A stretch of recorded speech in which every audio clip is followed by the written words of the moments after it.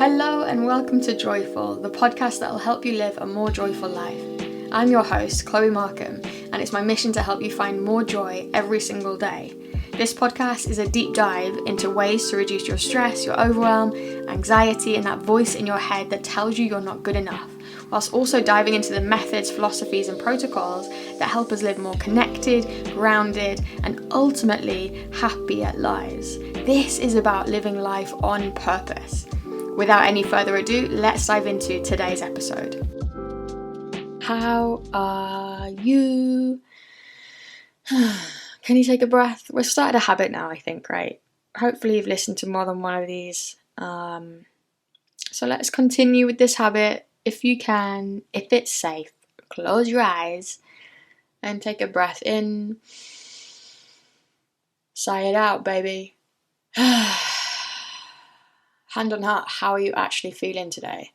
What's coming up for you? Where are you tense? What's happening? What are you thinking about? What are you stressing about? What are you not stressing about? Right now I have a friend going through a hard time, business stuff, you know how it is. Like a really hard time. And I sent an email out kind of to her, but to everybody in, the TYR's inner circle this morning. That, man, and this is so easy to say, but it's about acceptance, right? So if you're listening to this and you're feeling a bit meh, or you're challenged right now, you're stressing, you're anxious, life is hard right now. First of all, I get it. You're not alone at all. But the key, and maybe this is Shangri-La, maybe this is like enlightenment itself, but the key is to accept it. I went through a really hard year last year, probably the hardest year of my life, and at least one I was awake for, do you know what I mean, like very conscious about, and it was hard. I remember just learning through the books I was reading, recommend Michael Singer, my therapy, all of this stuff. I was learning this idea of acceptance, and my God, yeah, it's just challenging. And every day it was like, okay, I need to accept. What can I do to accept this? And, anyway, it's hard. But you know what? It's the principle of meditation, really. So if you get nothing else from this podcast this morning, I mean, it's not even the morning as of recording this, so I don't know why I said that. But if you get nothing else from this podcast, let it be a prompt to change your life in a profound way and meditate. Just meditate. Yeah, meditate. Because this acceptance thing is, it is profound. And if you're not going through a hard time right now, you will do in the future. It's the nature of reality, innit? But if we can weather those storms a bit easier, isn't that a brilliant thing? And meditation is the key, I promise you. And it doesn't have to be this big thing. And you know what? Here we are. So my topic today, or what I wanted to talk about, the theme, whatever, is a morning routine. And I just want to caveat it before we get going. Last episode, I talked about PMS. And so I know in the past, I've written about morning routines, I've spoken about morning routines. Is this like perfect thing? You've got to do it. If you don't do it, your day's going to be shit, right? But, and do you know what? It's the same with diet. So for me, I'm a massive sugar fiend, like cookie monster. And for a while, I was sugar-free. And sure, I was probably like half a stone lighter or whatever. But actually my life wasn't as good, and it was challenging and restrictive, and I was probably a bit of a dickhead. So what my point is, like with all things, there's balance, and morning routines also are about balance. So I'm going to recommend some books, I'm going to recommend some stuff, but know that if you're dealing with PMS or low mood, or you're just struggling and you don't want to do your morning routine today, that's okay. All things are about balance. There is shades of grey in everything, nuance in everything. It's okay if you Like starting out a podcast about morning routines by saying, hey babe, it's okay if you don't have a morning routine. But you know, that's just the nature of me and TYR and what I talk about, alright? But saying all of that, I'm just moving myself in my chair. That was the chair. It makes noises, alright? No, but like saying all of that, I do think a morning routine, like, I say this word profound, but it is profound. It does have the capacity to change so much about your day and your head. And there's a great book, what's it called? Hal Elrod. He's the author. I forget the name of the book. Miracle Morning, I think. So I have a wonderful business coach, hey Caroline, if you're listening, who recommended this book to me. And I've since recommended it to loads of other people. I recommend it. It's on the book list for the beginners course that I teach. Because he recommends great things, but I think, so read it. It basically gives you a structure. And that's the end of the podcast. See you later, read the book. No, but I think for me it's like learning to adapt. All of these things that you hear about morning routines and making them fit with how my brain works and how my body works and how, you know, my rhythms and whatever. So yeah, I think that's the biggest thing, is seeing what everybody recommends is the perfect morning routine, probably ignoring Elon Musk because, you know, but taking it all with a pinch of salt and finding out. So, you know, first of all, I would say start a morning routine. You know, that is it for me. I don't know whether you have to get up super early to go to work. I don't know if you have kids, if you work from home, whatever. It has to be different depending upon the context, right? Depending upon your lifestyle and la la la. So, yeah, I would start a morning routine. But the principles for me, I'm going to talk about what I do in my morning routine and how that impacts my day. So, I've already spoken about meditation. In fact, no, let's backtrack a second because I don't meditate first. The first thing I do when I wake up is I journal, and actually it's become about my dreams. So I have the most mad, intense dreams. The other night I was dreaming that I was in the Harry Potter studio tour and there were swimmers swimming from the future. I don't know. It's mental. But for nothing else, I get to read my journal back and laugh. Like, where was my head at dreaming of swimmers from the future? It's just funny, right? And that's a really nice way if you want to dream more or if you want to record this. I just think it's quite nice and I like to do that, right? So I record my dreams in my journal. But more importantly, I think, is taking a moment to be grateful in my journal. So 3 things, you've heard this before, right? It's simple stuff. 3 things to be grateful for in the morning. It just shifts your head into one of gratitude, into a headspace of gratitude. And by the way, we're doing all of this without looking at our phones, without checking social, no tech at this point. So if you can get a journal, I did use like one of those 5-minute journals, I think they're called, for a few years, but I was like, hey, this don't work the way I want it to, so I just got my own. So I use a Moleskine daily page to a day thing, and I find that the best thing ever. So I do that, and then, hey, let's talk about meditation. Oh my god, I just, like, moment of silence for meditation, please. It's just, I think it gets a bad, it's underrated, I think, still.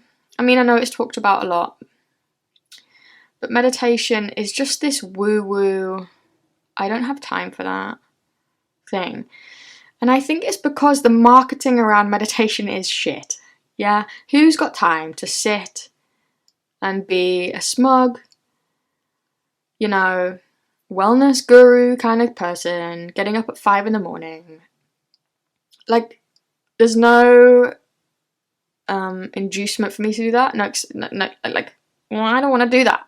But like, I just want to tell you why meditation is so important. So this is probably TMI, but I was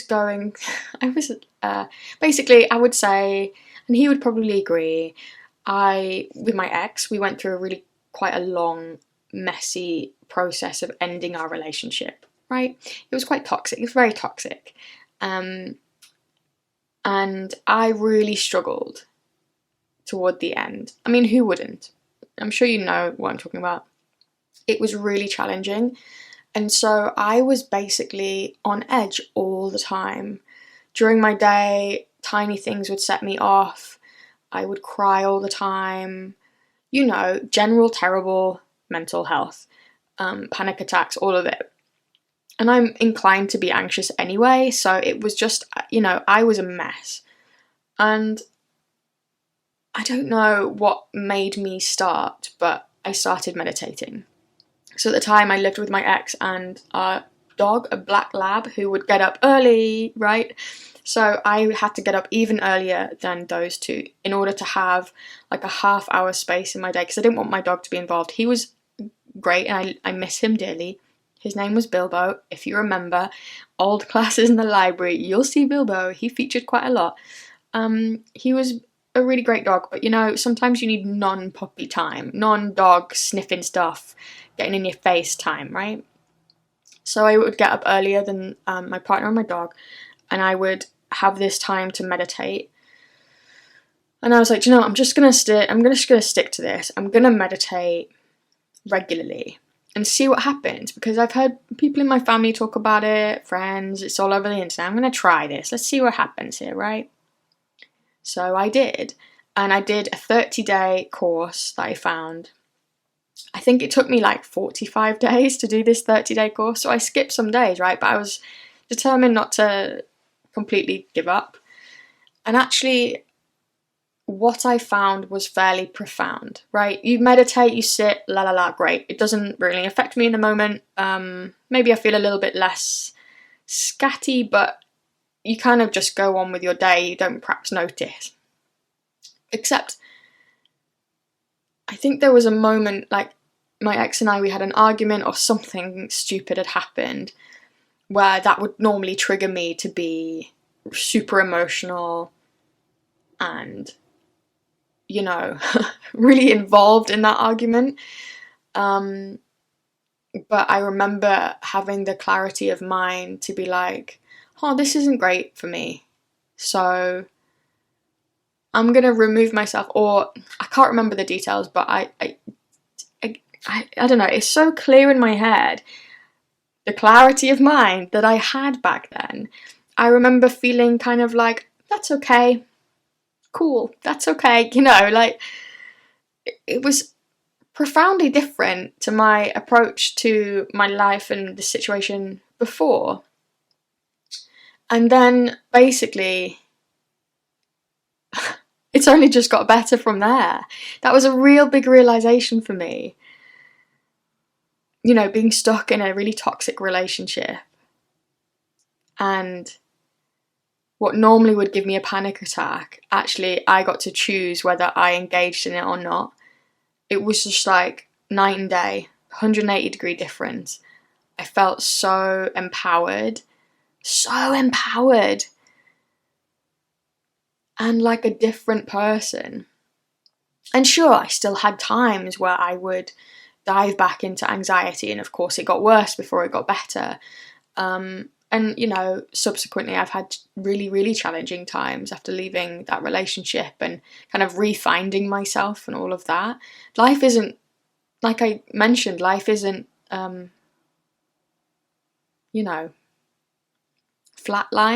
If you're living like that, if it's emotionally the same every day, then I don't think perhaps it's all right. That doesn't seem like a life lived properly, without trying to insult anybody. Do you know what I mean? Like, life is about joys and challenges and heartbreak and grief and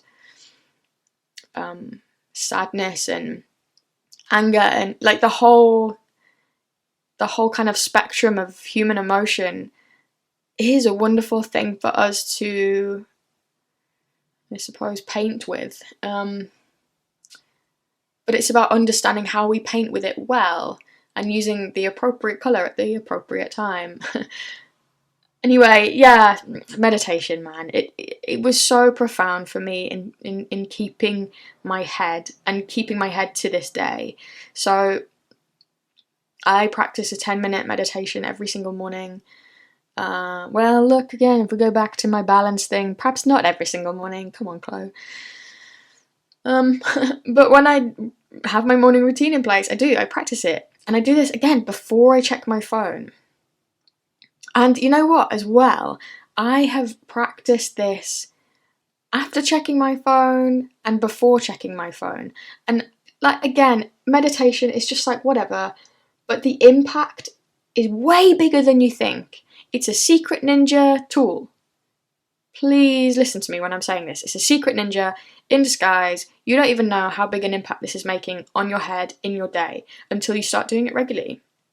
And so I noticed that when I check my phone first thing and then do my meditation, journaling, everything else I'm going to talk about, it doesn't hit the same.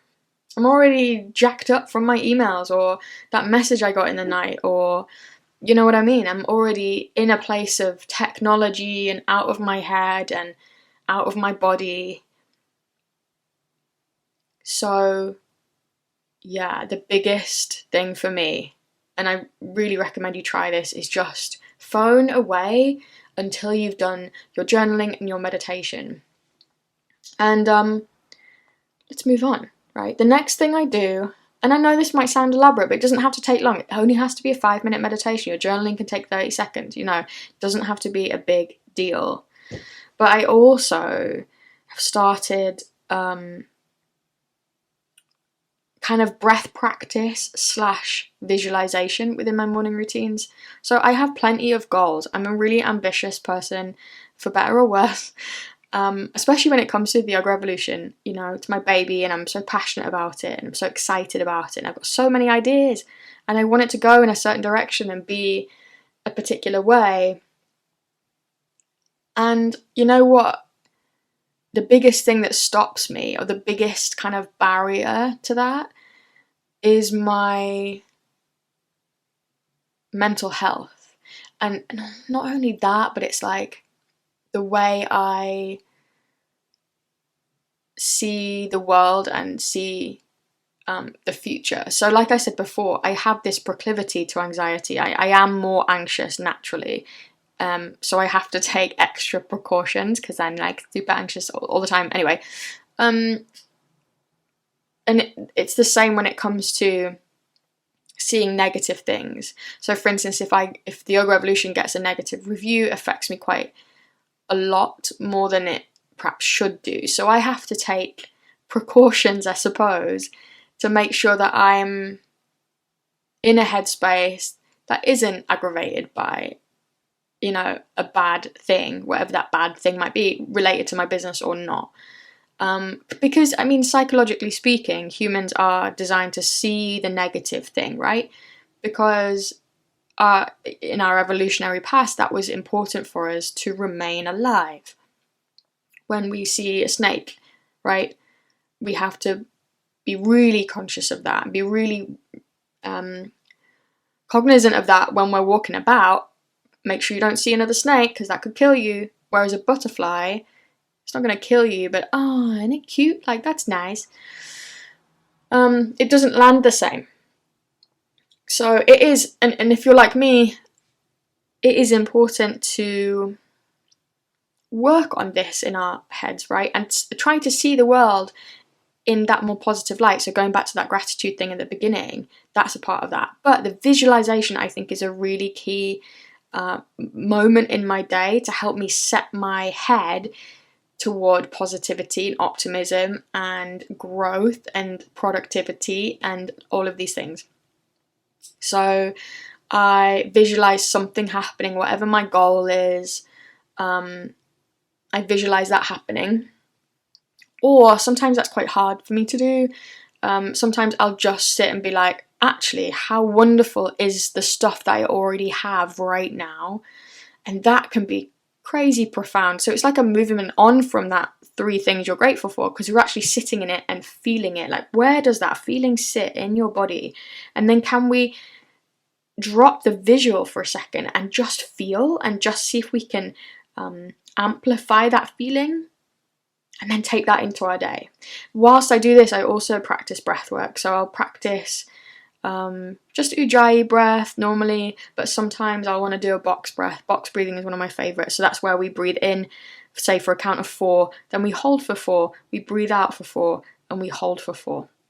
And sometimes I do like a ladder, so I'll do that for 4, then for 5, and for 6, and for 7, then come back down. But I find a breath practice really cool because it just kind of sets my nervous system right for the day ahead, you know? It pulls me into a place of softness and ease and groundedness and all of it. So yeah, that kind of visualization / breath practice, one of my favorites. And then I move. So obviously movement is something that everyone talks about in terms of morning routines, and I do too.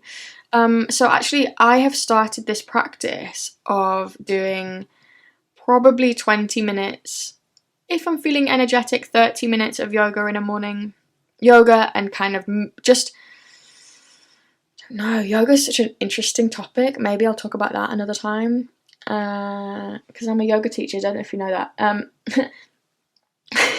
But yoga, so I talk about my hip impingement in a previous episode, and so my yoga practice is a lot different to how it used to be, because I am continuously working on glute strength and leg strength in different ways than my yoga practice has perhaps given me in the past, to account for my different body, right? My body has changed, it's different, and that's okay. It is okay, and it's something I'm learning as well, that it's okay, but yeah, so my movement practice is different. But what I'm saying is 20-minute practice, sometimes 15 minutes, oh my god, it's so good. We think we need more, we think we should go for an hour, run, we should fucking, I don't know, run 10k. No, unless you want to, we don't need to. Actually, just a short burst of exercise, movement. Like this morning I felt so tired, I'm really drained, so I did a really slow, gentle, stretchy yoga practice, right? And yeah, I feel better for it.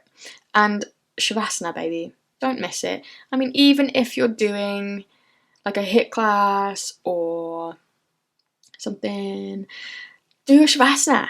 It's the best. If you don't know what it is, we just lie on our back, right? We just rest for like 2 minutes, 5 minutes, 10 minutes, just literally kind of going through your body and releasing the jaw and the shoulders and the hands and the belly and the glutes and the feet, everything just, right? Shifting, what I like to say, shifting from a solid to a liquid, just for a moment.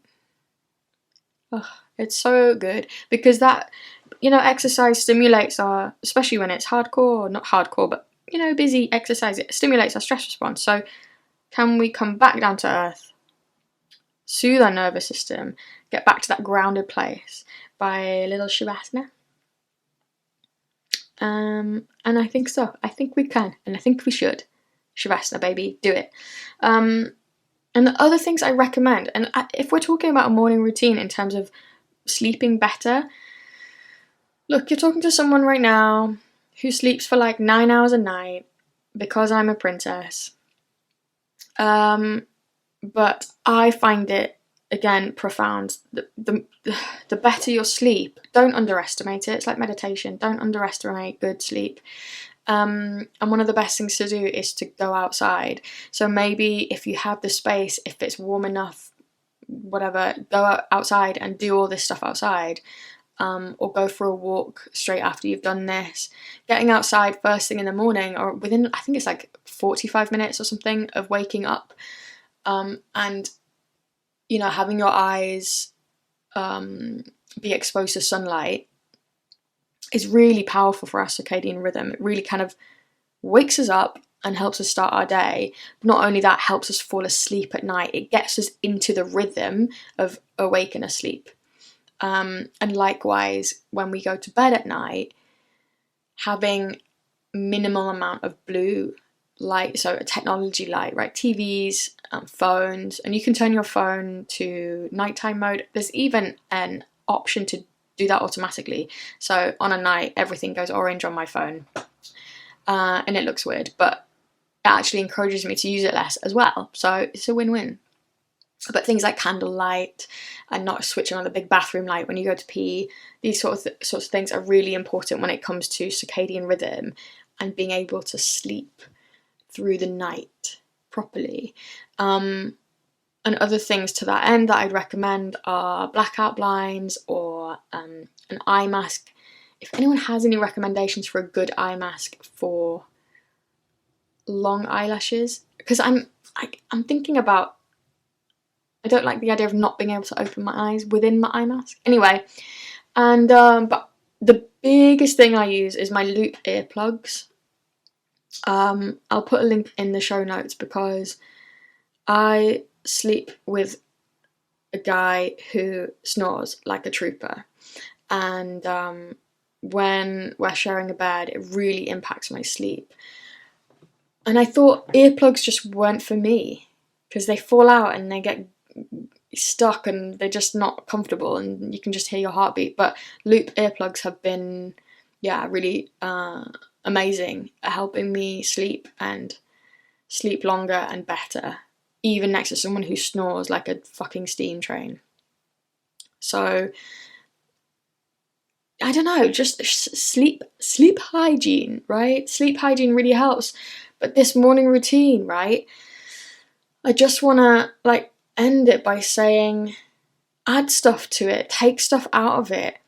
Really, like I said before, I want you to make your morning routine your own, and I'm really encouraging you to do it because what I found is over the course of 4 years of doing this, maybe longer, it doesn't matter, does it? But over the course of doing it, it really does affect my day in quite big, meaningful ways when I do versus when I don't.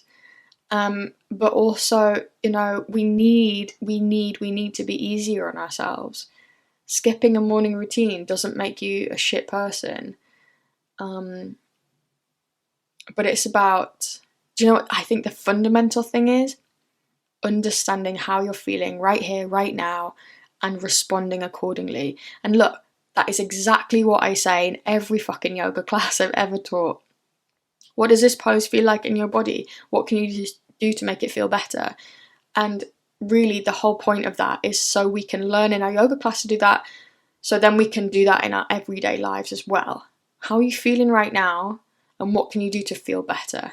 Sometimes it's really hard to do that. Sometimes you're at work. Sometimes you're taking care of your kids, or I don't know, stuff's happening. You have to do something because life.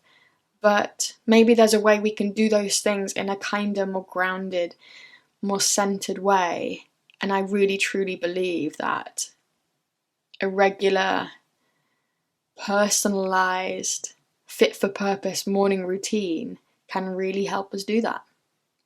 And I'm super grateful for mine. Did it this morning. Feels nice. Feels really, really nice. So on that note, not really on that note, moving on, I suppose, change of tack. I have a question from a member this week. So for those of you who don't realise or know, the end of these podcast episodes are reserved for TYR members to reach out to me to talk about their practice a little bit more. I mean, I'm always on hand, folks, but if you have a question for the pod, ask me questions for the pod. So I had a member reach out to me this week and ask me about wrists in downward facing dog. And it's so common an area of pain because look, as adults, especially if you're not used to putting weight on your wrists, if you don't sit on the floor a lot, or I don't know, if you're not a gymnast, or even if you don't lift weights or anything, it can be challenging because we're not used to bearing weight in our hands. So yeah, this particular member, she was asking about how to use her hands better, or how to shift out of wrist pain.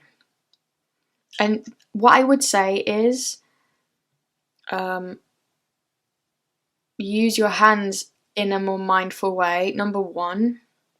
And by mindful way, I would mean really what happens when we place weight on our hands is that weight transfers directly down through kind of the heel of the hand, right where the wrist is, and that can often just give us pain, right? Like, that's a lot of weight going down into an area that, especially if it's not used to bearing weight.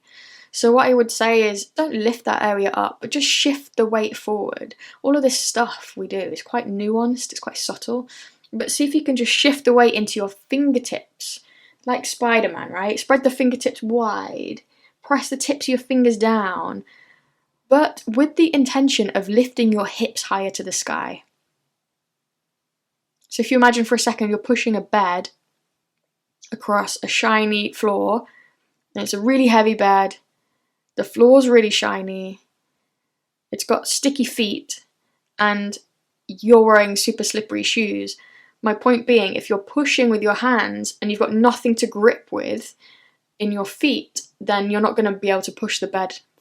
Is that a shit analogy? It probably is. My point being that you need to imagine pushing that bed and you're able to wedge your feet into some place to give you purchase. Do you know what I mean? And that's what I mean with this analogy. If you can use the hands to press your pelvis, your sit bones, higher to the sky, so get the spine really long, then actually you're going to be using muscles within the structure of your arms to support your wrist in doing that. Do you see what I'm saying? We're getting stronger when we're doing that. If we're using the hands to press ourselves away, we're actually dumping less weight down. We're kind of gathering in and up in order to press back, in order to press down to press back. Hey, it's nuanced. I'm going to talk about it actually in one of my upcoming workshops. So I've been talking about strength versus length, and not weirdly at all, using the hands and the feet is a really important aspect of getting stronger in our yoga practice, also getting longer. It's a really important aspect of this thing, strength and length in our practice, right? So that is the number one thing I would say, is use your hands a little bit more mindfully. Fingertips, spreading the weight out and wide and pressing down instead of just allowing that weight to dump into the heel of the hand. But the second thing I'd say is, hey babe, if it's hurting and that doesn't really feel good either, take a rest. What I would encourage you to do, if you can, is what I've just mentioned a little bit, as long as that's not giving you pain, use your hands in that way, because that's going to help strengthen this area, right?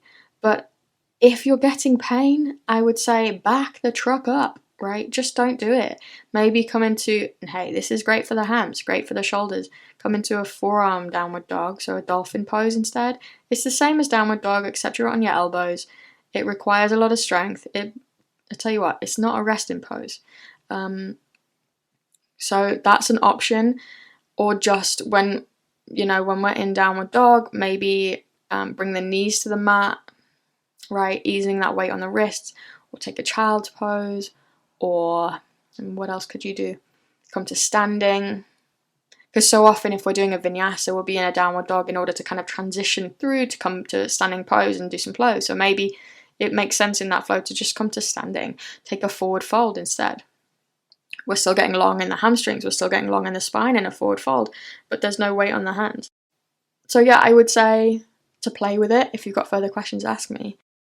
So I hope that answered your question, and I'm excited to dive into this more in some workshops coming up with you guys. And that, my friends, is about that. So let's stick with habits, shall we? A good to be alive moment right now. Do you know what? I had a wobble last night with some stuff that's happening in my life. I reached out to a friend and I got some wonderful support.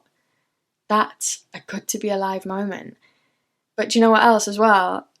Like I mentioned, I have a friend going through something hard too, and to be able to be there for her and give her support has also been fairly life affirming. So I think that's it, isn't it? Like being there for people and having people be there for you. That's a really lovely thing, ain't it? I think so. Anyway, that's enough waffle from me. I am gonna go. But go have a wonderful day, however you're doing. Acceptance is key, right? Make sure to meditate, do something in the morning, and I will see you next time. Thank you so much for listening, my friend. I hope you're feeling sparkly and inspired to live a more joyful life. Make sure to subscribe to the podcast, leave me a rating. These things are invaluable to me, and share it with people who need it. This is about inspiring more people to be more connected and lead happier and more joyful lives. Join my inner circle for more inspiration. Learn more at the website theyogarevolution.co.uk and chloemarkham.co.uk. I'll see you in the next episode.